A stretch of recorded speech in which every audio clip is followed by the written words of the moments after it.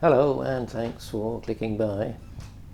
This video is a part of our tour of Western Scotland, which we took back in October 2020. Here we are at the small town of Mallaig on the mainland west coast, waiting to get on to the ferry to Armadale on the Isle of Skye. When we arrived, first stop was the nearby derelict Armadale Castle, where we took a stroll around the extensive gardens, which luckily were full of colour at that time of year.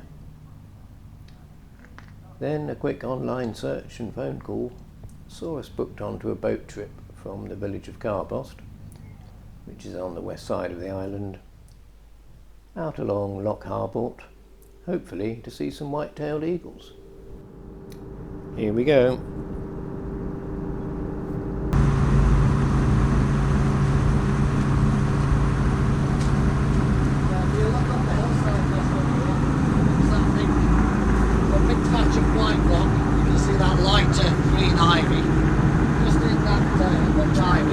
That's where the golden eagle had its eyrie. Really? So it first built in 2018 when the chick died. This year, it looks as though it's tried again, or it's just been working on the nest for perhaps next year. You've just seen a pile of sticks just in the middle of that white section at the top.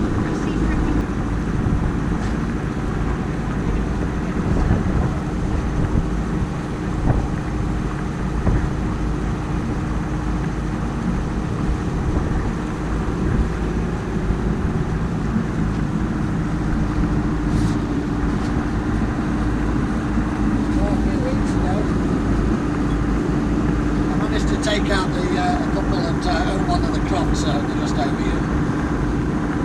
And I knew that they were totally against the white-tailed eagles being released. You know, they were on TV protesting against them many years ago. And I recognised them and when I brought them on the boat, I sort of said, "Oh, I don't expect you want to feed the eagles on the trip." And they said, "Oh, no, do the trip as you're going to do it." So we did the trip and fed the eagles and were quite excited watching them.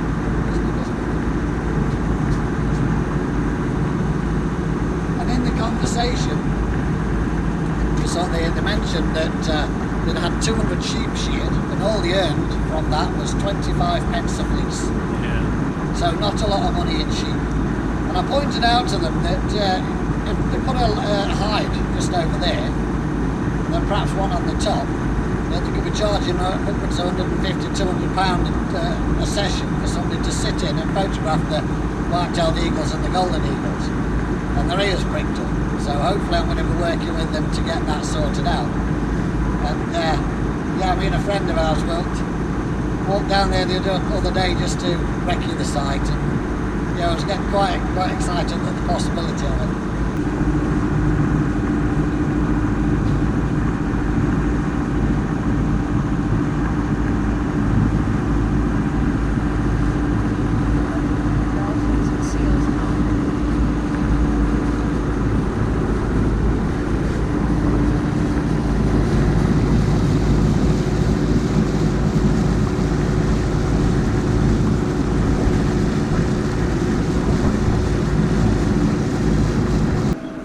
White-tailed eagle flying in.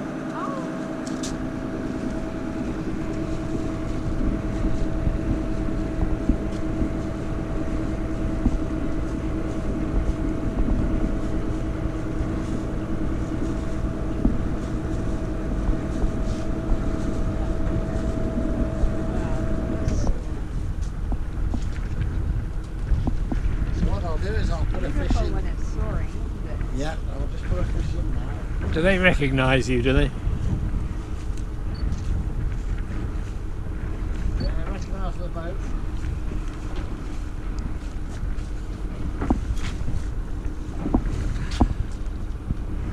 Probably won't give me time to get it.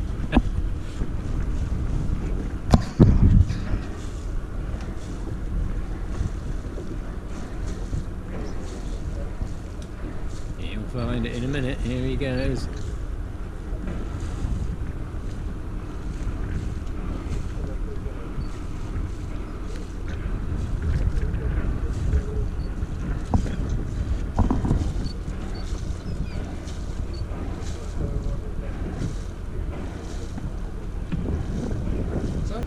the white-tailed eagle is our biggest bird of prey. It's an 8-foot wingspan. But if a white-tailed is on a deer carcass during winter and the goldie comes down, the white-tailed will get off because the goldies are that bit more aggressive.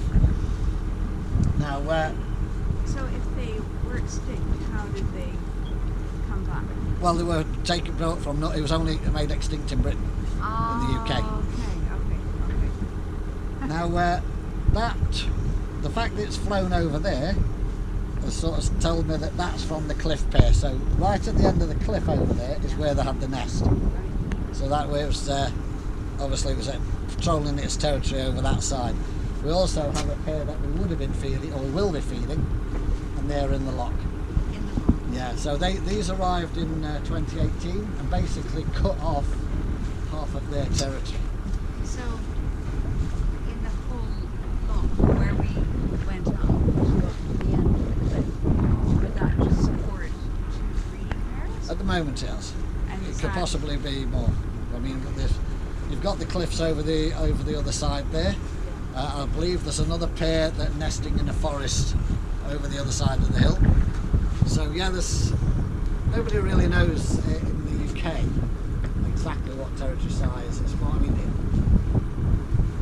because we've not had them for so long.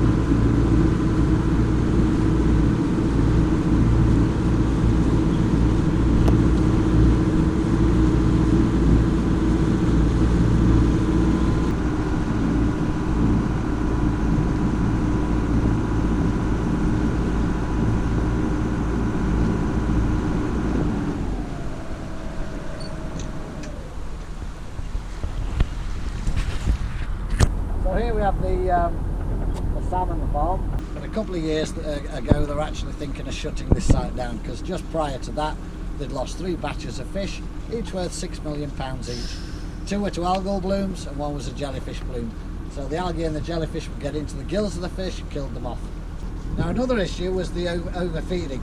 Now in the past they had no way of knowing how much of the food was actually being taken up, and so would keep putting an amount in. Now a lot of that would actually seep out of the cage, settle down on the seabed, rot down, creating a biohazard. It would also feed the local fish, so a big waste of money.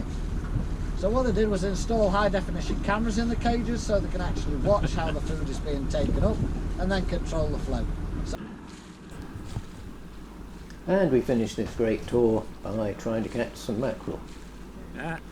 Well, yes, we got one in any case.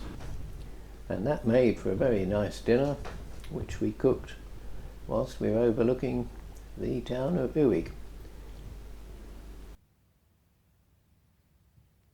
Thanks for watching now. Bye.